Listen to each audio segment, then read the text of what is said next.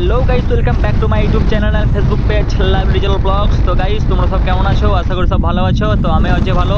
তো গাইস, আজকে বাড়িতে বসে বসে খুব বোর হচ্ছিলাম, তো বেরিয়ে পড়লাম দুই বন্ধু মিলে আমার KTM RC 200 নিয়ে। তো অনেক দিন ধরে ভিডিও আপলোড করছি, তোমরা সব কোনো রেসপন্স দিচ্ছ না গো। তো এখন আমি যাবো আমার একটা বন্ধুর সাথে দেখা করতে, আর দেখা করতে যাওয়ার সময় রাস্তায় আমার একটা ঘটনা আমার সাথে ঘটেছে। তো তোমরা ফুল ভিডিওটা না দেখলে তোমরা বুঝতে পারবে না যে আমার সাথে কি ঘটনাটা ঘটলো। খুব মজার একটা ঘটনা ঘটেছে। তো তোমরা ভিডিওটা সম্পূর্ণ দেখতে থাকো। আর যদি ভিডিওটা ভালো লাগে থাকে তো অবশ্যই লাইক কমেন্ট শেয়ার অবশ্যই করে যাবে একটা।